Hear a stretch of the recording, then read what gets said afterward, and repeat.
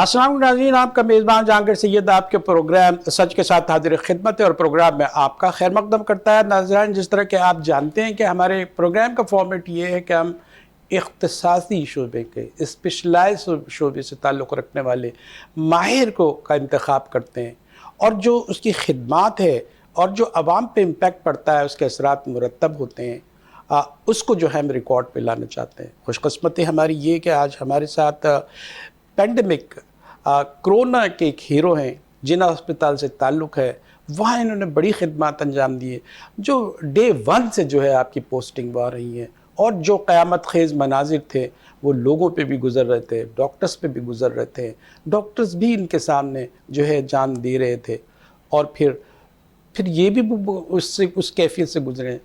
यहाँ हम थोड़ा सा आपका तारुफ़ चाहेंगे इस हवाले से, कोरोना के हवाले से, और उसके बाद हम कुछ सवालात आपके सामने रखेंगे।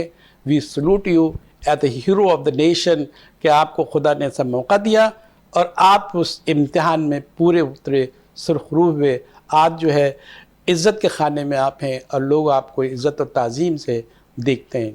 थैंक यू, बहुत शुक्रिया जहांगीर साहब। सबसे पहले तो आपका कि आपने मुझे इनवाइट किया इस प्रोग्राम में, और दूसरी बात यह है कि आप सही कह रहे थे कि सबसे पहले तो एक डॉक्टर बनना ही अल्लाह ताला की तरफ से एक वो होता है कि मैं ये समझता हूँ ज़ाती तौर पे कि ये फ़ील्ड आप ख़ुद से चूज़ नहीं करते, बल्कि अल्लाह ताला की तरफ से आपको मुंतखब किया जाता है।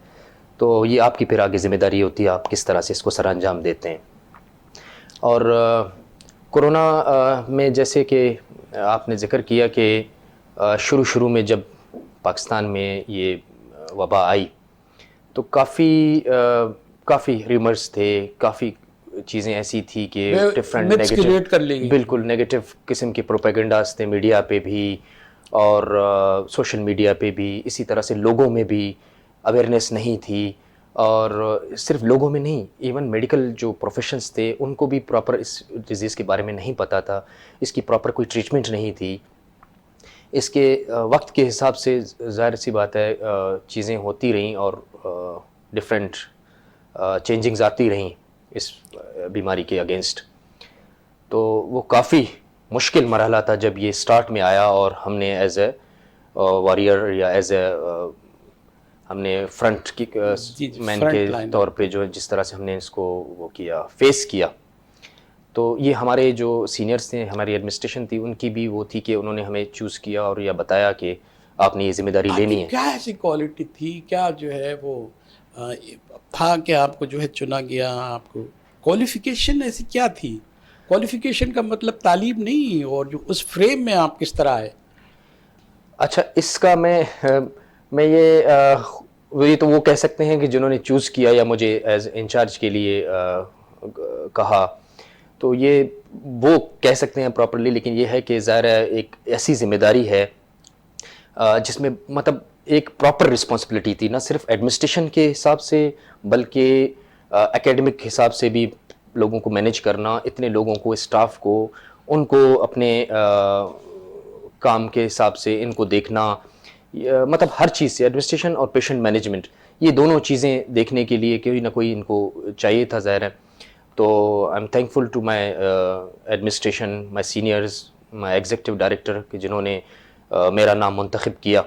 उस वक्त तो हमें बड़ी वो थी कि हम किस तरह से वो करेंगे, लेकिन जब हम इसमें आ गए इस जंग के अंदर, तो फिर हमें आहिस्ता आहिस्ता हमें चीज़ों का वो एहसास भी होता गया। और से हमने रब्ता किया कि इनसे कुछ बात करा दें, इनसे कोई इंटरव्यू दिला दें, हम आपके हीरो से बात करना चाहते हैं।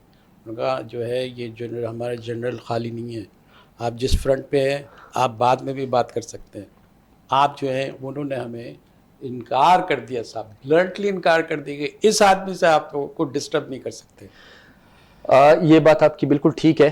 असल में ज़िम्मेदारियाँ इतनी ज़्यादा थीं और चूँकि पेशेंट्स हमारे पास कंटिन्यूसली आ रहे होते थे, हमारा जो फोकस था वो सिर्फ़ और सिर्फ पेशेंट मैनेजमेंट पे था, और इसमें एडमिनिस्ट्रेशन की चीज़ें भी आती थी। एडमिनिस्ट्रेशन ने कोऑपरेट किया, और मतलब मैं सिर्फ इसको एक शख्स की कारकर्दगी नहीं कहूँगा कि उसने जो है ना अच्छा काम किया, ये पूरा एक टीम वर्क था। बल्कि पूरे हॉस्पिटल का पूरा जो हॉस्पिटल cooperation ज़ाहिर है, था। एडमिनिस्ट्रेशन एग्जीक्यूटिव डायरेक्टर से लेके डिप्टी डायरेक्टर्स थे, एडमिनिस्ट्रेशन के लोग, इसी तरह से हमारे जिस सारे फील्ड्स के डॉक्टर्स ने पार्टिसिपेट किया इसमें।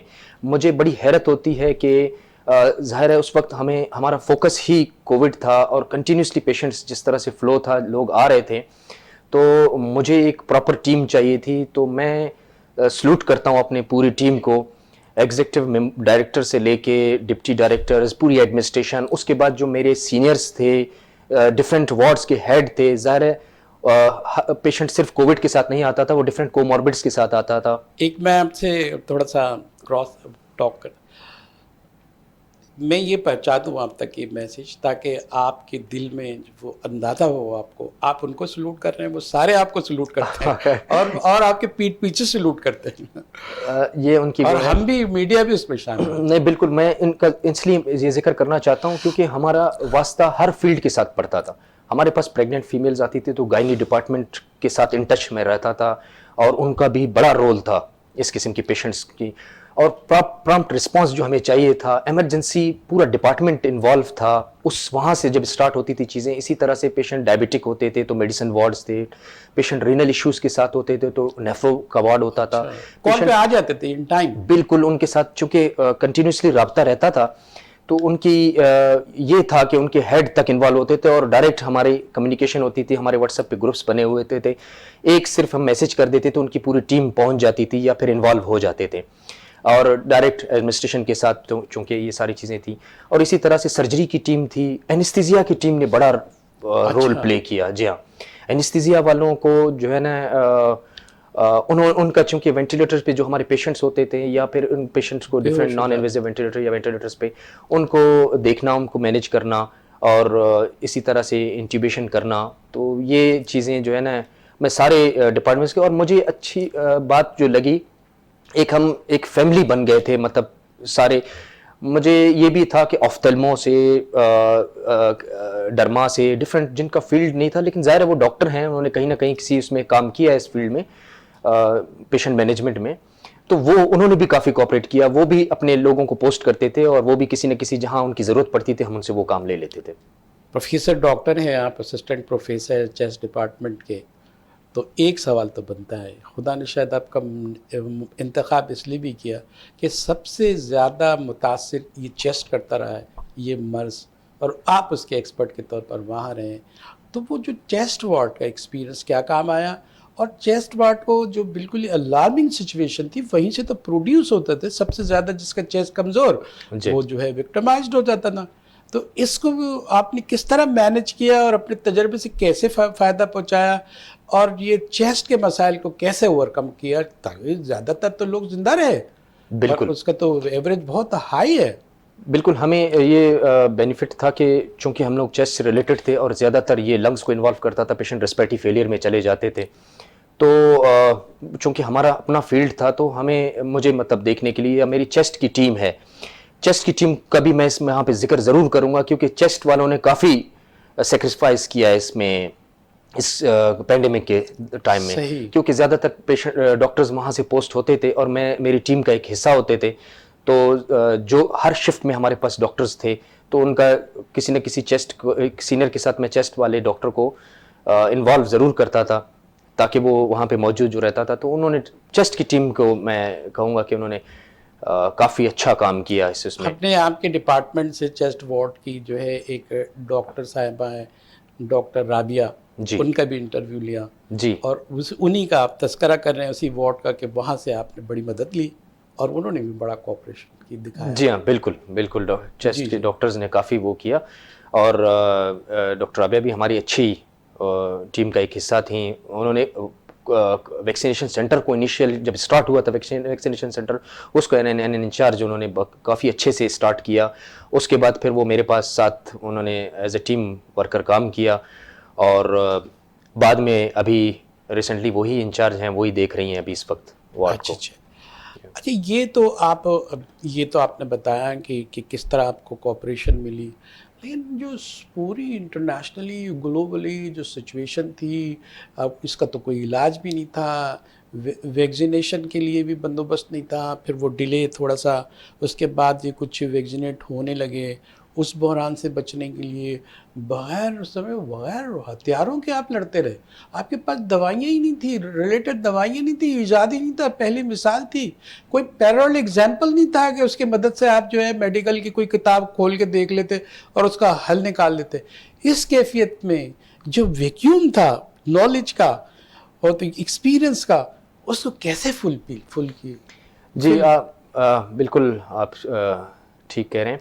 एक्चुअली जब ये स्टार्ट हुआ, डिफरेंट गाइडलाइंस आती थी। उन गाइडलाइंस के मुताबिक कुछ ऐसी चीज़ें थी जो कंट्रोवर्शियल भी थी, क्योंकि इस शुरू में आया, उन्होंने कहा कि जी स्टीरॉयड का कोई रोल नहीं है, स्टीरॉयड की वजह से इम्यूनिटी सप्रेस हो जाती है।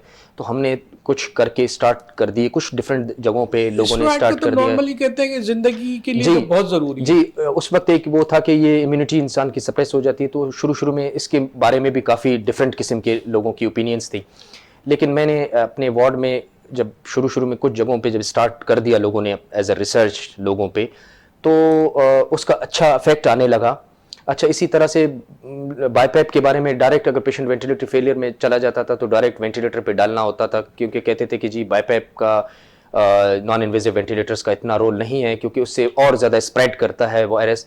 तो हमने एक स्ट्रेटजी बनाई थी कि हम उन पेशेंट्स को डिफरेंट आईसीयू में जब हम रखते थे, क्रिटिकल पेशेंट्स को, तो हमारा ये था कि अगर स्प्रेड हो भी रहा है, ज़ाहिर है हमें अपनी प्रोटेक्शन करनी है, लेकिन पेशेंट को हमें किसी न किसी तरीके से बचाना है। हम हर पेशेंट को तो वेंटिलेटर पे नहीं डाल सकते, तो हमारी काफ़ी कोशिश होती थी कि पेशेंट वेंटिलेटर पे ना जाए, जितना हम अपनी कोशिश कर सकते हैं, जितना हमसे हो सके।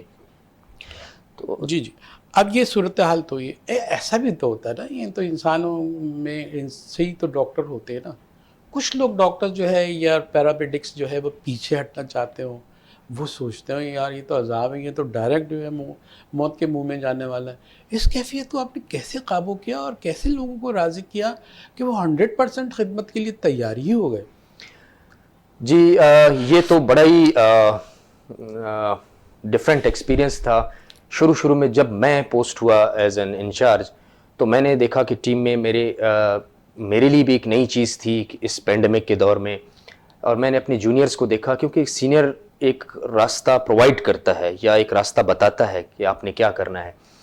तो डॉक्टर्स और स्टाफ में एक खौफ था। जी। क्योंकि हमें जब काम करना होता था, जब हम उस यूनिट में काम करते थे, तो ना सिर्फ हमारी अपनी ज़िंदगी, बल्कि हम चूँकि घर जाते थे तो हमारी फैमिली भी इन्वॉल्व हो सकती थी। तो उस वक्त शुरू में मैंने जब देखा कि पेशेंट, देखिए मैंने स्टार्ट में जैसे कहा कि एक जिम्मेदारी के लिए आपको चूज़ किया जाता है। तो उस वक्त मुझे अपने सब बड़ी दिलचस्प है और हम चाहते हैं कि इसको फ्लो के साथ रखें। आपकी इजाज़त तो एक छोटा सा ब्रेक ले लेते हैं। नाज़रीन, एक छोटा सा ब्रेक लेते हैं। डॉक्टर साहब हमारे साथ हैं, डॉक्टर कामरान खान बरोही, और साथ ही साथ ये है असिस्टेंट प्रोफेसर है चेस्ट वार्ड के।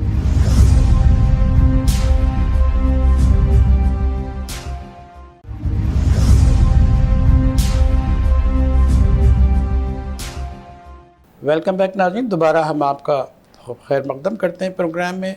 डॉक्टर कामरान खान बरोही हमारे साथ हैं। डॉक्टर साहब, हम डॉक्टर्स में खौफ की बात कर रहे थे कि वो खौफजदा थे, कुछ हमने खुद भी सुना है, वो कह रहे थे कहाँ पोस्टिंग हो गई, दरख्वास्तें भी आ रही होंगी, किसी को अपना बुढ़ापा नज़र आ रहा होगा, किसी को रिटायरमेंट का टाइम करीब नज़र आ रहा होगा, किसी को अपनी ज़िंदगी का टाइम करीब नज़र आ रहा होगा। इसको आपने ओवरकम किया, उसका सिलसिला कुछ बातें तो आपने की है, उसको कंटिन्यू करें प्लीज़। जी, अच्छा, मैं यही कह रहा था कि स्टार्ट में एक खौफ था, तो मुझे अपने जूनियर्स को सबसे पहले उनकी काउंसलिंग करनी थी, अपने स्टाफ की काउंसलिंग करनी थी। तो मैं हमेशा एक चीज़ कहता था, जो चीज़ मैंने अपने अंदर फील की, कि वैसे भी हमारा एक ईमान है कि जहाँ मौत लिखी होती है, जिस तरह से लिखी होती है, वो तो उसी तरह से होना है। यही मैं अपने जूनियर्स को गाइड करता था कि हमने इसको एज ए चैलेंज लिया अपने लोगों के लिए, और हमने मतलब मैं एज एन इंचार्ज जब जाता था, शुरू में कुछ चीज़ों की जो मुझे मुश्किलात हुई, उसमें ये था कि चूंकि प्राइवेट सेक्टर्स सारे बंद थे, गवर्नमेंट सेटअप्स ही देख रहे थे सारी चीज़ें।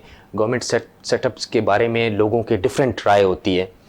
तो I am very thankful to Sindh government कि उन्होंने जितनी चीज़ें कोशिश की, ख़ासतौर पे जो हमारे सीएम साहब थे, उन्होंने जितनी कोशिश की, जितनी चीज़ें प्रोवाइड कर सकते थे, मैं नहीं समझता हूँ कि मुझे लोगों को मेडिसिन्स में या किसी चीज़ में कोई इतनी ज़्यादा मुश्किलात हुई, क्योंकि गवर्नमेंट ने इतना अच्छा रोल किया तो उसको लोगों को तस्करा करना चाहिए, जस्टिफाइडली उसको बात बिल्कुल बिल्कुल जो चीज़ हकीकत है उस पर मेरे ख्याल से इंसान को उस पर बोलना चाहिए और उसको बताना चाहिए, क्योंकि सीएम साहब ने ये समझते रहेंगे भाई वहाँ से फेडरल कर रहा होगा, जाहिर है उसकी भी जिम्मेदारी थी, लेकिन इन्होंने जो अगर किया तो उसका चर्चा तो होना चाहिए ना? बिल्कुल होना चाहिए, क्योंकि हमारे जो एग्जीक्यूटिव डायरेक्टर थी, मैंने बहुत सारी चीज़ें थी देखी, क्योंकि मुझे जो चीज़ें ज़रूरत होती तो मैं लिख के अपने एग्जीक्यूटिव डायरेक्टर को दे देता था, और आप यकीन करें वो सीएम साहब से डायरेक्ट जब कह देती थी, और विद इन अ वीक, मतलब इतनी एक्सपेंसिव चीज़ें, एक्सपेंसिव मशीनरीज, वेंटिलेटर्स डिफरेंट किस्म की, नो डाउट एनजीओज़ ने बड़ा अच्छा काम किया, पेशेंट वेलफेयर वाले वहाँ पे काम कर रहे हैं, उन्होंने बहुत अच्छा काम किया, अपने स्टाफ प्रोवाइड किए, लेकिन ये है कि सिंध गवर्नमेंट ने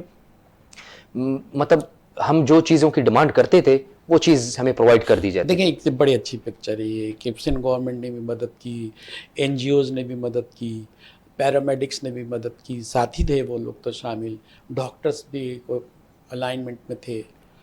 तो ये जो सारा अच्छा है, तो ख़राब कहाँ, गलत कहाँ था जिसकी वजह से कहीं एहसास होता है कि यार ये भी ठीक होना चाहिए? अच्छा, मुझे सर एक छोटा सा गिला जो है ना वो मीडिया से भी रहता है। हाँ आप करें। मीडिया से रहता है, क्योंकि हमने शुरू में जब हम अपनी ज़िंदगी पे खेल रहे थे, हमारी फैमिली रिस्क पे थी, हम जब घर जाते थे, शुरू की बात है, जब हम घर जाते थे तो फ़ोन करके पहले से बता देते थे कि जी सब लोग थोड़ा सा साइड पे हो जाएं, ऊपर जाके शूज़ उतारना, फिर कपड़े जाके वॉशरूम में शावर लेके चेंज करके, और फिर उसके बाद फैमिली मेम्बर्स के साथ जाके मिलना, क्योंकि एक चीज़ जो हमारे जहन में होती थी कि हमारी तो ड्यूटी है, हम जो कर रहे हैं लोगों के लिए अपने लाइफ को, लेकिन अगर हमारी फैमिली में कोई इन्वॉल्व होता है तो ज़ाहिर है वो हमारी वजह से ही होगा, क्योंकि एक बड़ा ही मशहूर कहावत है कि कोरोना आता नहीं है, आप खुद उसको लेके आते हैं। अच्छा, अपने घर पे कोरियर होते हैं। जी हाँ, तो वो चीज़ें हमारे भी जहन में होती थी, हमें इन चीज़ों का भी काफ़ी ध्यान रखना पड़ता था, इन चीज़ों का ख्याल रखना पड़ता था। मगर एक चीज़ हमें थी कि मीडिया पे जो भी नेगेटिव प्रोपेगेंडा होता था वो वही तेज़ी से फैलता था, और पॉजिटिव चीज़ें बहुत कम बताई जाती थी। उसकी शायद वजह यही थी कि हम एज अ डॉक्टर मीडिया से कांटेक्ट नहीं कर पाते थे, मीडिया वाले कांटेक्ट बहुत करने की कोशिश करते थे, लेकिन हम टाइम नहीं दे पाते थे कि चीज़ें क्या हो रही हैं, अंदर क्या चल रही हैं। और अंदर का मैं माहौल आपको बताऊं कि मैं बता रहा हूं कि हमें किसी चीज़ की प्रॉब्लम नहीं होती थी, अंदर जो लोग ट्रीट होके आए हैं, आप उनसे मैं तो हमेशा इंटरव्यू करता रहता था, मैंने उनकी रिकॉर्डिंग्स भी की हैं, इंटरव्यू भी की हैं। जी हाँ, मैं अपने पेशेंट से मिलता था, मुझे शुरू में एक जो वीआईपी कल्चर का एक थोड़ा सा वो मिला। अच्छा। जी हाँ, लोग कहते थे कि जी हमें जो है सेपरेट रूम चाहिए, और मैं जब आया तो सेपरेट रूम्स में थे, तो एक मुश्किल हो जाता है कि आप सेपरेट रूम में लोगों को मैनेज करें, और तो बाकी स्पेशल वार्ड भी काम कर रहा था क्या उस वक्त? नहीं, उसके अंदर उसी के अंदर डिफरेंट रूम्स थे। तो मैंने अपने एग्जीक्यूटिव डायरेक्टर से बात की और लोगों को सबको मैंने एक ही हॉल में शिफ्ट किया, जहाँ पे सारी चीज़ें एक ही उसमें हो रही थी। तो काफ़ी रेजिस्टेंट मुझे फील हुई, लेकिन I am thankful to my administration और माई एग्जीक्यूटिव डायरेक्टर कि उन्होंने कहा कि जी आपका ही डिसीजन है, तो आप। तब मैंने उनसे जाके कहा, क्योंकि मैं अपना नाम लिख के जाता था पीपी पे, और मैं कहता था कि देखें मैं एज इंचार्ज अगर आ रहा हूँ, उनसे बात करता था कि मैं एज एन इंचार्ज जब आ रहा हूँ, मैं आप लोगों को डायरेक्ट जब देख रहा हूँ, आपकी कोई भी कंप्लेंट्स होंगी मैं डायरेक्ट उसको फेस करूँगा, मेरी टीम के लोग हमेशा होंगे, और सब लोगों को मैं यही कहता कि सब लोग आइडेंटिफाई होने चाहिए कि स्टाफ कौन है, डॉक्टर कौन है, वार्ड बॉय कौन है, स्वीपर्स कौन कौन से हैं, किस उसमें, ताकि आप लोग जो है ना, तो पहले ही जो पहला राउंड मैंने किया सब लोगों को एक ही जगह करके, तो अल्हम्दुलिल्लाह लोग हमारे समझदार हैं, उन्होंने कोई रेजिस्टेंस नहीं की, उन्होंने कहा भाई बिल्कुल ठीक है और सही कह रहे हैं कि हमें किसी किस्म की कंप्लेन होगी किया तो लोग समझ गए। अगर एक जो चीज़ थी हमें, क्योंकि लोगों के अपने नहीं थे, एक खौफ सिर्फ डॉक्टर्स या स्टाफ में नहीं था, लोगों में भी था। किसी को कोरोना हो जाता था तो मैंने अच्छे खासे इवन मेडिकल के डॉक्टर्स लोग देखे हैं, किसी को अगर कोविड पॉजिटिव आ जाता था तो वो इतना डिप्रेशन में जाने का कई लोग चले जाते थे और इतने परेशान हो जाते थे, चीखते रोते भी मैंने देखा। तो इसी तरह से जब पेशेंट अंदर आता था तो उसके जहन में ये होता था कि शायद आई डोंट नो मैं बच पाऊंगा नहीं, क्योंकि इस वक्त इस तरह के होते, उसके अटेंडेंट्स भी बाहर, उनका भी यही वो होता था, उनकी यही सोच होती थी। उस वक्त पेशेंट्स को खुद को, अटेंडेंट्स के लिए तो हमने डिफरेंट टाइमिंग्स रखे हुए थे, लेकिन पेशेंट को खुद को काउंसलिंग बड़ी ज़रूरी थी। उस वक्त उनके जो भी चीज़ें रिश्तेदार थे या जानने वाले थे वो हम ही थे, हम ही उनसे मतलब स्टार्ट में मैं आपसे क्लास का रिश्ता सच्चा होता है। कभी कभार ऐसा होता था कि मैं अगर राउंड करते हुए नीचे, ज़ाहिर है मुझे मेडिसिन भी अरेंज करनी होती थी, चीज़ें होती थी, कुछ मीटिंग्स होती थी, तो मैं जब थोड़ा सा लेट हो जाता था तो मेरे पेशेंट मुझसे गिला करते थे और कहते डॉक्टर साहब आज थोड़ा सा आप लेट आए हैं। अच्छा। तो मैं उनके उसमें तो ज़ाहिर है मैं एक्स्ट्रा उनको टाइम देता था। मुझे अच्छी चीज़ ये लगती थी कि मेरे पेशेंट्स मेरा इंतज़ार करते हैं, कि उनको होता था कि जी मैं आऊँगा। तो इसी तरह से हमारे डिफरेंट शिफ्ट के जो सीनियर्स होते थे वो उनके साथ इन्वॉल्व रहते थे तो हमारे। आपने बयान कर दिए, कुछ आप पे भी बीती। ये कोरोना तो किसी का नहीं था, कोई उसकी आंखें वाँखें तो थी नहीं, पर अब अपने पराए डॉक्टर और मरीज़ का फ़र्क तो करता नहीं था, वो तो हमलावर सब पे होता था, और अभी भी किसी न किसी निचली सतह पर हो रहा है। तो आप पर भी कभी कभी ऐसा हमला हुआ? जी जी बिल्कुल, उसके लिए ज़हनी तौर पे मैं वैसे ही तैयार था, और मैं अपने बाकी टीम को भी हमेशा तैयार रखता था कि इससे ज़ाहिर है डरना नहीं है, हम ही यही चीज़ फील करते। मेरे खुद के स्टाफ डॉक्टर्स वहाँ एडमिट रहते थे, उनको मैं डेली मिलता भी था उनसे, उनको भी मैनेज कर रहा होता था। जो हमारी टीम का बीमार हो जाता था वो अगर क्रिटिकल होता था हम उसको वहीं पे एडमिट रखते थे, अदरवाइज़ वो अगर सिम्टम्स इतने नहीं होते तो वो फिर घर पे रेस्ट पे चला जाता था। ऑफ कोर्स मैंने शुरू में 2-3 महीने के दौरान ही जितने भी हमने कोशिश की कि हम वो रहें, ज़ाहिर है हमारा एक्सपोजर कंटिन्यूसली होता रहता था। और मैं अपने फील्ड के हिसाब से पेशेंट ऐसे डिफरेंट किस्म के आते थे, प्लूरल एफ्यूजन या किसी को अल्ट्रासाउंड करना होता था तो वो हम खुद भी करते थे, तो एक्सपोजर पेशेंट के साथ हर किस्म का होता था। तो मैं खुद भी इनिशियल उसमें थोड़ा बीमार जब हुआ, बुखार हुआ तो अच्छा, बुखार में बोल देना कोरोना अटैक हो गया। जी मतलब शुरू में अच्छा, इब्तदाई मैं खुद भी वो था कि मैंने कहा कि नहीं, जब तक अगर कोई और है, कोई और चीज़ है, मैं इसको मैनेज करूं। अपने खुद एंटीबायोटिक्स वगैरह स्टार्ट किए, लेकिन ज़ाहिर है कंडीशन मेरी ख़राब होती गई। मैं कंटिन्यूसली ड्यूटी पे आता था, मुझे ये था कि जिस दिन आप पर ये कंडीशन आई और आपके क्या एहसासात थे, फिर उसको कैसे आपने फेस किया? आपने घर भी गए होंगे, वो भी ख़तरात होंगे, वो भी एहसासात होंगे, और वो सब आप तस्वीर आपके जहन में घूम रही होगी, उस कैफियत को आप बताएं। अच्छा, मैंने अपने घर में पहले ही बता दिया था कि अगर मैं कोई इस किस्म के सिम्टम्स फील करूंगा तो मैंने अपने एक कज़न का घर था, उसकी कीज़ पहले से ली हुई थी, मैंने कहा मैं वहाँ शिफ्ट हो जाऊँगा। अच्छा। मैं घर नहीं आऊँगा। तो ये मैंने पहले से उनको बताया हुआ था कि मैं अगर लेट हो जाऊँ समझ जाइएगा कि या मैं कॉल कर लूँगा, फ़ोन पे बात हो जाएगी। लेकिन ये है कि मैं पहले से इस चीज़ के लिए ज़हनी तौर पर वो तैयार था। और मैं जैसे बता रहा हूँ कि मुझे फीवर स्टार्ट हुआ, मैंने मेडिसिन अपनी ली और मैं पीपी पहन के मैं जब राउंड करने के लिए गया तो वहाँ पे मेरी कंडीशन काफ़ी ख़राब हुई। तो मेरे जो कोलीग्स थे वो नोट करने लगे, क्योंकि मैं पैरासिटामोल लेके आया था। मैंने कहा इतना हो कि मैं अपना राउंड कंप्लीट कर लूँ। 3 फ्लोर्स होते थे, हमारे 90 बेड का वार्ड था। तो मैंने स्टार्ट ही आईसीयू से किया था, शुरू में क्रिटिकल पेशेंट के उसमें। अच्छा। तो 8-10 पेशेंट्स के बाद मेरी कंडीशन ऐसी हो गई कि कंटिन्यूसली स्वेटिंग और मुझसे चला नहीं जा रहा था, काफ़ी वीकनेस हो रही थी। तो एक आईसीयू मैंने कर लिया। सेकंड आईसीयू पे मैंने अपने एक कुलीग को कहा कि आप एक सीनियर हैं हमारे, उनको कॉल करके बुला दें, उनको कहें कि यहाँ से राउंड कंटिन्यू करें। अच्छा। क्योंकि मैं बिल्कुल आंखों के आगे अंधेरा हो गया था, तो मैंने कहा कि मैं अब शायद अभी कंटिन्यू ना कर पाऊँ। वो डॉक्टर कौन से उस वक्त मुझे फीलिंग हुई कि मतलब वहाँ सीनियर चेस्ट के हमारे जो पोस्ट थे, तो मुझे नॉजिया वोमिटिंग स्टार्ट होने लगी और मैंने पीपी अपना उतार के जब मैं नीचे पहुँचा तो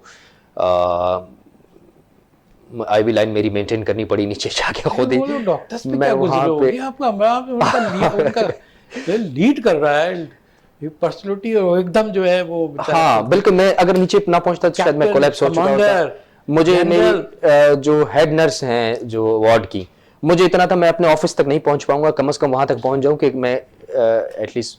जब मैं वहां पहुंचा तो उन्होंने आईवी लाइन मेंटेन करके मतलब मुझे उस वक्त रेस्क्यू किया। वो आपसे नहीं डरी कि भाई ये तो अच्छा, अच्छी बात ये थी कि हम टीम के मेंबर्स एक दूसरे से नहीं डरते थे। मैंने हालांकि उनको कहा कि देखिए मुझे मास्क उतारना पड़ा है, आप ख्याल करें। उन्होंने कहा नहीं जी कुछ नहीं, मैं जो है ना इस वक्त मेरा फोकस आप हैं, आपको हमें किसी भी तरीके से मतलब वो टीम ग्रेट मतलब मुझे भी प्राउडनेस फील हुई। और वो वर्ड्स, वो चीजें, हालांकि मैं बड़ी कोशिश कर रहा था कि मैं ये इतना मेरे नजदीक ना आए। आपको प्यारे प्यारे मिले हैं। बिल्कुल, मैं I am very thankful to अल्लाह फर्स्ट ऑफ ऑल। उसके बाद मैं जैसे अपनी टीम का कहता हूँ कि मेरे स्टाफ इतने ट्रेंड थे माशाल्लाह, और उन्होंने मेरा इतना साथ दिया कि मैं 24 आवर्स, चूंकि मैं वहाँ पे डिफरेंट, हमने कितने मेंबर्स ऑफ द टीम थे आपके? अच्छा, ये डिपेंड करता था, अगर पेशेंट्स जी, अच्छा, मोर देन 100 स्टाफ था, अगर अच्छा, 90 उसको आप से लीड above कर रहे होते थे जी। और वो आपसे हमदर्दी कर रहे और मोहब्बत के इजहार कर रहे थे कि आप मोहब्बत, पर बिल्कुल इस हमला तरह का शुक्र- हमारा एक रिलेशन था अपने डॉक्टर्स के साथ, अपने स्टाफ के साथ, अपने कोलीग्स के साथ, क्योंकि उस वक्त हमें सबको एक दूसरे की ज़रूरत थी और सबको लेके मुझे चलना था। तो अच्छा, मुझे अच्छा लगता था कि क्योंकि टीम के लोग, मैं कभी भी किसी को कोई जिम्मेदारी दे देता था तो वो ये नहीं देखता था कि घड़ी पे उसका टाइम पूरा हो गया। वो कई मरतबा एक पेशेंट की भी खातिर वो पूरी टीम रुकी रहती थी और वो एक्स्ट्रा आ भी जाती थी। कुछ एक्स्ट्रा शिकवे शिकायत वाले भी तो कहेंगे ये घड़ी देख के टाइम पूरा तो नहीं देखता है कि हमारा टाइम पूरा होने वाला है। तो उसमें क्या करते होंगे आप? अच्छा, मुझे कुछ तो शिकायतें होती होंगी, बिल्कुल, क्या करते हो यार? बिल्कुल, ये एक ह्यूमन अब नेचर है। एक तो हम सारा काम कर लिया हमने, उसके बाद भी आप हमारी जिंदगी दांव पे लगा रहे हैं। ये एक ह्यूमन नेचर है सर। हाँ। आपको एज ए सीनियर, एक मैंने जैसे कहा कि आप एक पाथवे या एक रास्ता प्रोवाइड करते हो लोगों को। मैं कम से कम 1.5 साल 2 साल के दौरान जब एज ए इंचार्ज रहा, मेरा जो सेल था वो घर पे भी कंटिन्यूसली चार्ज पे लगा होता था, क्योंकि मैं 3 शिफ्ट्स मैंने बनाए हुए थे, मॉर्निंग, इवनिंग और नाइट शिफ्ट। मैं तीनों शिफ्ट में उस व्हाट्सएप ग्रुप में होता था, तो वहाँ का जो भी सीनियर होता था, उस वक्त के जो भी स्टाफ होते थे, सारे लोग, उनके साथ भी इन टच रहता था। और एक वो ग्रुप था जिसमें सारी एडमिनिस्ट्रेशन थी और तीनों शिफ्ट के सारे लोग उसमें थे, तो उसमें भी चीज़ें अपडेट होती रहती थी जो इमरजेंसी से आती हैं। और मैं मॉर्निंग में जैसे राउंड किया, कभी इवनिंग में किया, कभी नाइट में किया, लेकिन जो भी चीज़ें चल रही होती थी, इवनिंग वाले आते थे अपनी अटेंडेंस बता के और चीज़ें अपनी डिस्कस करते थे, क्रिटिकल पेशेंट्स उसमें डिस्कस करते थे और इमरजेंसी से आने वाले पेशेंट डिस्कस करते थे। तो मैं इन टच रहता था इवनिंग वालों के साथ और नाइट वालों के साथ। डिजास्टर मैनेजमेंट वाले भी इस्लामाबाद से आपसे रहते थे या सिंध के? वो एडमिनिस्ट्रेशन के साथ इन टच रहते डायरेक्ट, थे। हाँ, एडमिनिस्ट्रेशन के साथ इन टच रहते थे। ज़ाहिर है उनकी भी बड़ी वो थी, कोऑपरेशन थी। और मैं ये कह रहा हूँ कि चूंकि 24 आवर्स उनको भी लगता था, मुझे इवन मेरे एग्जीक्यूटिव डायरेक्टर या जो टीम के लोग थे वो मुझसे पूछते थे कि आप सोते कब हैं, क्योंकि रात को 3 बजे भी एक मैसेज आता था, मुझे उस पर रिप्लाई करना पड़ता था। मुझे कॉल आ जाती थी, एम्बुलेंस डायरेक्ट लोगों को कहीं ना कहीं से शहर से लेके आ जाता था, वो खड़े रहते थे। उस वक्त डिसीजन क्या लेना है, अच्छा पेशेंट इमरजेंसी से आ रहे हैं, बेड्स अवेलेबल नहीं हैं, हमें पेशेंट को अकोमोडेट करना पड़ता था। इतना बड़ा टर्शरी केयर सेटअप है जना अस्पताल, तो उसमें हम पेशेंट को कभी भी ऐसा नहीं हो सकता था कि हम उसको वापस भेजें या उसको हम रिटेन रखें। हमें कहीं ना कहीं किसी न किसी तरीके से उसको अकोमोडेट करना पड़ता था। स्टैंड बाय पे भी हमारे पास वो था, वार्ड था आपके पास बंदों? जी, स्टैंड बाय पे लग रहा था कि वो तो वो 3 पड़े हुए नीचे भी हैं वो। नहीं, ऐसा नहीं था, ऐसा नहीं था। स्टैंड बाय पे 80 बेड का जो वार्ड है न्यू सर्जिकल कॉम्प्लेक्स में, वो हमारे पास स्टैंड बाय पे था।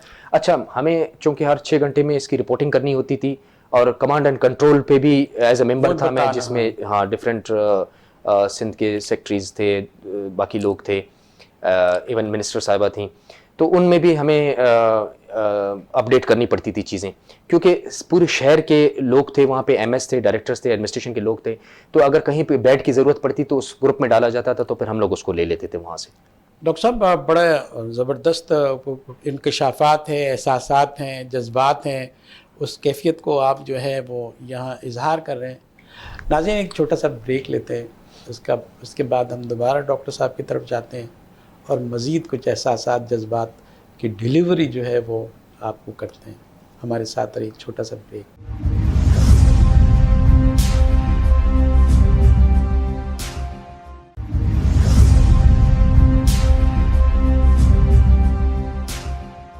वेलकम बैक नाज़रीन, दोबारा प्रोग्राम में हम आपका खैर मकदम करते हैं। डॉक्टर कामरान खान बरोही हमारे साथ हैं, असिस्टेंट प्रोफेसर चेस्ट वार्ड और जो कोरोना वार्ड के भी आप इंचार्ज रहे हैं। 2 साल आप इंचार्ज रहे हैं और पीक टाइम में जो है आपने लीड किया है। सवालात से एहसासात जो उन्होंने क़िस्से बताए हैं वो बहुत अनोखे हैं और जो इनको हीरो कहते हैं वो इनको हीरो कहते हैं, वहाँ सारे हीरो नज़र आते हैं और उसमें हमने से चुना है एक हीरा जो आपके सामने रखा है। डॉक्टर साहब, हम आपको जो है सलूट करते हैं और सलूट के साथ कौम की तरफ से ही सलूट है। जब कोई मारता है तो एक आदमी एक किसी का कत्ल करता है, जान लेते, तो सारी दुनिया की, सारी कायनात की और एक इंसान को बचा ले तो उसने भी तो कायनात में हिस्सा डाला है ना बचाने का। उसमें आप लीडिंग की है आपने। आप ये बताएं कि जब आपने घर वालों के क्या एहसासात होंगे और जब आप जाते होंगे तन्हाई में सोचते होंगे कि यार ये क्या है, ये कैसे होगा, इसके कहीं इसका एंड भी है, मेरे बच्चों को क्या होगा, ऐसे जैसे बिहाइंड द माइंड जो ख्यालात चल रहे होते हैं, वो कैफियत क्या होती है?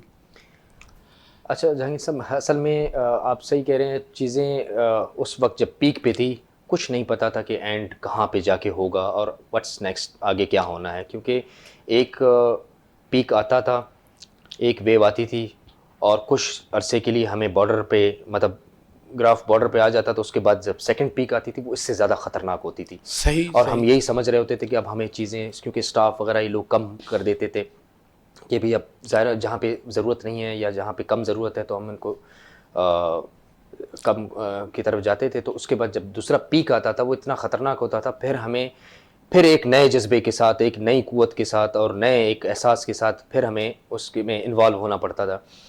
तो ये चीज़ें कंटिन्यूसली इतना होती थी कि आप जैसे कह रहे हैं कि हमारी सोच भी डिफरेंट उसमें चेंज होती रहती थी। और हमने हमने इसका किस तरह से मुकाबला करना है, किस तरह से हमने मज़ीद इम्प्रूवमेंट्स करनी है, इसमें कंटिन्यूसली चीज़ें चलती रहती थी। क्या न्यू इक्विपमेंट्स आनी हैं, क्या चीज़ें हम यूज़ कर सकते हैं। मतलब मुझे आखिर में आके ये भी मैं फिर एक मरतबा कहूँगा कि सिंध गवर्नमेंट को हमने रिक्वेस्ट की थी इसके लिए, वीडियो लैरिंगोस्कोप्स के लिए और वीडियो स्कोप्स के लिए डिफरेंट किस्म के। हालांकि मुझसे एग्जीक्यूटिव डायरेक्टर ने पूछा कि ये आपको पता है कि आप ये चीज़ें यूज़ करेंगे तो आप अपनी ज़िंदगी के साथ खेल रहे हैं कि आपने लंग के अंदर स्कोप डालना है। तो मैंने कहा कि हम इन सारी चीज़ों से गुजर चुके हैं, हम अगर किसी को थोड़ा सा भी फ़ायदा दे सकते हैं इससे तो मैं इसके लिए जाऊँगा। तो उन्होंने मुझे अरेंज करके दिए, और वो मुझे बड़ा वो है कि मैंने जब वो स्कोप यूज़ किया पहली मरतबा, मुझे जिस किस्म की सीक्रेशंस अंदर लंग्स की होती हैं उनको वॉश करना और लंग्स को क्लियर करना, एयरवेज को क्लियर करना। कई लोग लंग कोलैप्स हो जाते थे वेंटिलेटर पे डले हुए पेशेंट्स में, या उसी की वजह से पेशेंट मज़ीद रेस्पिरेटरी फेलियर में चला जाता था या ख़राब हो जाता था। तो फिर हमने इस किस्म के प्रोसीजर्स किए, लेकिन मैं फिर वही कहूँगा कि हमें जिस किस्म की इक्विपमेंट्स की ज़रूरत होती तो हमें प्रोवाइड कर दी अच्छा, जाती मैं थी, ये मिल जाती थी। चाहूँगा क्योंकि हमारा जस्ट गोइंग टू एंड हमारे प्रोग्राम का, तो मैं ये चाहूँगा कि जो आपको मैसेजेस आए होंगे, लोग मिले होंगे, आपसे जो है सराहा होगा, आपको दुआएं दी होंगी, वो कुछ न कुछ ऐसी होती हैं कि दिल को लगती हैं और दिल फरामोश नहीं करता। उस बारे में आप बताएं ताकि हम डिलीवर कर सकें आप। सर एक चीज़ जो मैं हमेशा एक चीज़ कहता हूँ वो ये कि अ, जिस तरह से एक पेशेंट ठीक होता है आपका, मैं कभी काउंसलिंग करता हूँ जब अटेंडेंट्स को, रिश्तेदारों को मरीज़ के, तो मैं एक चीज़ हमेशा कहता हूँ कि जिस तरह से मरीज़ का रिश्तेदार मरीज़ के ठीक होने पे खुश होता है, इसी तरह से एक डॉक्टर भी खुश होता है। उसको भी अंदर से एक सेटिस्फेक्शन मिलती है कि उसका पेशेंट ठीक हो रहा है। ये एक साइकोलॉजिकल सही या सही ज़हनी वो है, खुशी होती है जो डॉक्टर को भी हाँ, मिलती है। इंसान तो हम जब जिन लोगों को मैनेज करते थे, हम एक्सपेक्ट नहीं करते लोगों से, वो आप हमें जो वो लोगों ने चीज़ें। जो कहा हो आपसे, जी। जिस पे आपको वासु से आ गए हो या दिल पिघल गया हो और आपने लगा हो कि मैं देखो कितना बड़ा इनाम दुआ की शक्ल में मिल रहा है, वो क्या बहुत है? बहुत इस किस्म के वो चीज़ें होती थी जिन लोगों के साथ। अच्छा, लोग कहीं ना कहीं से नंबर ले लेते थे, फ़ोन पे कांटेक्ट कर रहे होते थे या मैसेजेस पे। अच्छा, थोड़े गिले शिकवे भी हाँ, करते थे, तो आप वो तो मैसेज पे जवाब चलते नहीं हैं, देते। लेकिन हम वो इतनी अपना ये चीज़ों कि में इन्वॉल्व होते थे, इतने ग्रुप्स में। मैं वही कह रहा हूँ कि मुझे भी बहुत सारी प्रॉब्लम्स होती थी, क्योंकि हम ना फ्रेंड्स के साथ कांटेक्ट में हाँ थे, ना हाँ हाँ, रिश्तेदारों के साथ, जी क्योंकि जी। हम कंटिन्यूसली अपने मोबाइल को इन्हीं चीज़ों के लिए इस्तेमाल कर रहे होते थे। मगर ये है कि खुशी होती है कि लोग जब आके तारीफ़ करते थे या कहते थे या उनको शुक्रिया अदा करते थे, उससे तो हमें हमारी जो वो है एनर्जी है, ऐसे समझे वो डबल हो जाती थी। डिफरेंट किस्म के लोगों से वास्ता पड़ता था। मैं वही कह रहा हूँ कि लेकिन यही चीज़ें हैं, यही तारीफ़ें थी या लोगों की अप्रिसिएशन थी, जिनकी वजह से हमारी एनर्जी जो डबल होती थी और हमें काम करने के लिए और ज़्यादा हम एक जज्बे के साथ अपना काम करते थे मज़ीद उसमें। मैं ये चाहूँगा कि ये सारी उसके बाद आपको लगा कि यू आर सक्सेसफुल, अल्लाह के यहाँ कबूलियत, आपको दिल की कबूलियत से बढ़ के तो कोई कबूलियत ही नहीं ना, मकबूल हो गए आप दिलों में। तो वो उसके बाद जब आप ऐसी कैफियत से आप गुजरते हैं और आपके तो कहते हैं या अल्लाह ताला ने मुझे समझ दे दी, कहीं मैं भी फरार हो जाता तो मैं महरूम रह जाता। अब ये बताइए कि इस पर मैसेज क्या है कौम के लिए? वो भी तो सुनना चाहती है, अपने हीरो से सुनना चाहती है कि हमें किस तरह क्या करना चाहिए। सबसे पहले तो एक ट्रस्ट पेशेंट और डॉक्टर के दरमियान में बहुत ज़रूरी है। बहुत ज़रूरी। उसमें मैं अपने लोगों से कहना चाहूँगा कि आप अपने डॉक्टर को सुनें, जो चीज़ें वो डिस्कस कर रहा है, और सही। डॉक्टर से भी मेरा यही है कि वो प्रॉपर्ली हर चीज़ काउंसिल प्रॉपर्ली करें अपने पेशेंट्स को, सही। लेने को। मेरे लिए, जैसे आपने पेशेंट्स के लिए पूछा, मैंने कई मरतबा अपने उस्तादों को भी ट्रीट किया अपने कुलीग्स के साथ साथ। ओहो। और मैंने जिन प्रोफेसर्स के अंडर में मैंने हाउस जॉब की थी, वो मेरे अंडर एडमिट थे, और वो उनका इतना ट्रस्ट होता था कि मैं जब ट्रीटमेंट कहता था कि वो कहते थे नहीं, जब कामरान आएगा तो वो जिस तरह से कहेगा उसी तरह से ही हम ट्रीटमेंट को ले। एक प्रोफेसर को, अपने उस्ताद को किसी अपनी ट्रीटमेंट पे आमादा करना, ये बहुत मुश्किल काम है जो मैंने एक्सपीरियंस किया। तो अल्लाह का शुक्र है वो ठीक होके भी गए, और हमेशा मेरे दिल में जो एहसास है वो हमेशा रहेगा, और उनके दिल में जो इज़्ज़त है वो मैंने देखी, हमेशा महसूस भी की। तो वो एक अलग खुशी है। और जैसे आपने पेशेंट्स के लिए कहा, अटेंडेंट्स के लिए कहा, उनके लिए मैं एक छोटी सी बात करना चाहूँगा। जी जी जी जी। मैं अपने जूनियर्स को जब कभी बिठा के, या जब हमारी आपस में डिस्कशन होती थी, एक एग्जांपल मैं अक्सर देता था। वो ये कि चूँकि कोविड यूनिट में अलाउ नहीं होता कि रिलेटिव्स को अंदर जाने की इजाज़त हो, क्योंकि फिर वो हम चीज़ों को कोशिश करते कि एक्सपोजर कम हो और हम इस डिज़ीज़ पे काबू करें ना, तो इसलिए अलाउ नहीं होते थे। तो मैं अपने जूनियर्स को हमेशा या स्टाफ को एक चीज़ कहता था, मैं कहता था हम जब कहीं जाते हैं किसी शॉपिंग मॉल में या किसी रेस्टोरेंट में, तो एक वेले वाला आता है, आपकी कीमती गाड़ी की चाबी आपसे लेता है, और आपकी गाड़ी में बैठ के आप इस यकीन के साथ उसको अपनी गाड़ी कीमती दे देते हैं कि ये जब लेके जा रहा है तो एज इट इज़ वापस लाके मुझे हैंड ओवर करेगा। तो ये बाहर जितने लोग बैठे हुए हैं, एक रिश्ते की कोई कीमत नहीं होती, अनमोल होता है। वो जो अपने रिश्तेदार को, किसी की माँ दाखिल है, किसी का के फादर दाखिल है, किसी के हस्बैंड दाखिल हैं, किसी की बीवी, किसी की बेटी, किसी के बच्चे, तो वो इस एहसास, इस जज्बे के साथ कि उन्होंने अपनी एक अनमोल चीज़, अनमोल रिश्ता अंदर आपके हवाले किया हुआ है, और वो इस यकीन के साथ हैं कि ये उसी तरह से मैनेज होके वापस जाएगा, या जो भी होगा उसको मैक्सिमम मैनेजमेंट मिलेगी। ये एक ऐसी चीज़ थी जिसको मैं हमेशा लोगों को उनके जज्बात को, और उनके लिए मैं हमेशा एक इस किस्म की एग्जांपल्स देता था, और हमेशा पॉजिटिव ही देखा है मैंने अपने टीम को, अल्हम्दुलिल्लाह। डॉक्टर कामरान साहब, we are highly impressed by your attitude, wisdom, knowledge, experience और योर सक्सेसफुल स्टोरी। अब हम ये देखते हैं कि मैं जो कहना चाहूँगा कि इस वक्त हमने डॉक्टर ज़ीशान का भी किया है interview, hero of the corona regime, और डॉक्टर राबिया की भी किया है, आप भी किया है, आपका भी किया है, और ज़बरदस्त रहे हमारे इंटरव्यू। लेकिन मुझे आज जो महसूस हुआ है कि आप इतने कमगो हैं, लेकिन आप काम से काम रखने वाले हैं, तो लेस टॉक मोर वर्क। लेकिन आप तो पूरे पूरे लीडर हैं यार, लीडिंग पर्सनैलिटी हैं आप तो, पूरे पूरे आप तो काबू कर रखा है, और इस प्रोग्राम को भी आपने ग्रैब किया हुआ है। ये सब इतने ऐसे ही दो मुख्तलिफ, आप वैसे देखें तो लगता है कि पता नहीं कितने मुश्किल अल्फाज निकले, मुश्किल से अल्फाज हम उनको निकाल सकेंगे। सर लीडर, जहांगीर साहब, एक चीज़ मैं आपको बताऊं कि एज ए लीडर आपको बनना पड़ता है, अगर पॉजिटिवली आप खुदा बनाता है ना, मौका जैसा होता है। बिल्कुल, आपको जो है ना ये चीज़ें, क्योंकि हमें एक टीम को चलाना होता है, और वो टीम लीडर का बड़ा काम होता है। जैसे मैंने आपसे कहा कि आपने कहा कि कोई स्टाफ ने कभी आपको कहा हो कि मैं एक्स्ट्रा काम कर रहा हूँ, वो इसलिए नहीं कह पाता था कि वो देखता था कि मेरा लीडर, मेरा सीनियर, हाँ, 24 आवर्स उसको हम जाके सो जाते हैं, वो अल्टरनेट नाइट्स करते थे, लेकिन ये रिस्पॉन्स कर रहा होता है। अच्छा, मेरी कभी ज़रूरत होती थी 24 आवर्स किसी भी उसमें, मैं उस वक्त पहुँच जाता था अपने टीम को सपोर्ट करने के लिए या उस पेशेंट के लिए। अच्छा, तो इस वजह से मुझे आज तक इस चीज़ का मुझे कभी मुझे रेजिस्टेंस नहीं मिली, या ये बात सुनने को नहीं मिली कि मैं एक्स्ट्रा काम कर रहा हूँ, क्योंकि वो एक आपको एक मिसाल बनना पड़ता है, मतलब किसी अपने जूनियर्स के लिए या अपने कुलीग्स के लिए, अपनी टीम के नाज़रीन लिए। कराम, हमारे प्रोग्राम का वक्त तो ख़त्म हो चुका है। डॉक्टर कामरान खान अब्बरूही हमारे साथ रहे हैं। पहले तो चूँकि हम आए विटनेस होते हैं, मुशाहिदा करते हैं, सब देखते हैं कौन क्या कर रहा है, as a journalist, as a जो है एनालिस्ट, तो हम सलूट करते हैं। और ये आई विटनेस के तौर पर सलूट किया जा रहा है कि ये जो है अपनी कदर आपने की है और इनकी जो आपने इज़्ज़त अफ़ज़ाई की है, उसकी वजह से जो है कौम में बहुत सारे ऐसे हीरो बनने के ख्वाहिशमंद ज़रूर होंगे और इनको जो है आप फॉलो करें, देखें कि जब और वैसे कौम की नेचर में भी हमारी ये ख़ुसूसियत है कि जब भी इस पे आफ़तें नागानी आती है, उसमें जो है वो हौसला पैदा हो जाता है, मुकाबला पैदा जाता है। ये हारने वाली कौम नहीं है। बरूही साहब जो है वो बलूच हैं और वहाँ जो है इतनी फैसिलिटी भी नहीं है।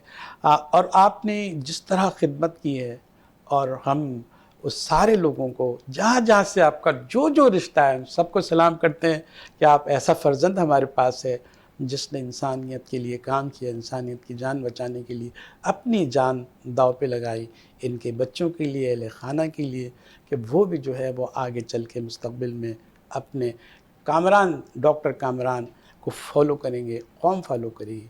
इसी के साथ अपने मेज़बान जहांगीर सैयद को, हमारे मेहमान ख़ुसूसी, हमारे जो है अज़ीम डॉक्टर को हम इससे इजाज़त चाहेंगे। डॉक्टर कामरान ख़ान बरोही से हम वादा लेते हैं कि इंशाल्लाह कभी मुलाकात होगी, बात होगी, आपसे फिर इंटरव्यू होगा, फिर कोई आप मार का अच्छा सा मार रहे होंगे और जो है कौम को अपनी दास्तान सक्सेसफुल स्टोरी सुना रहे होंगे। नाज़रीन, इसके साथ ही इजाज़त, अल्लाह हाफ़िज़।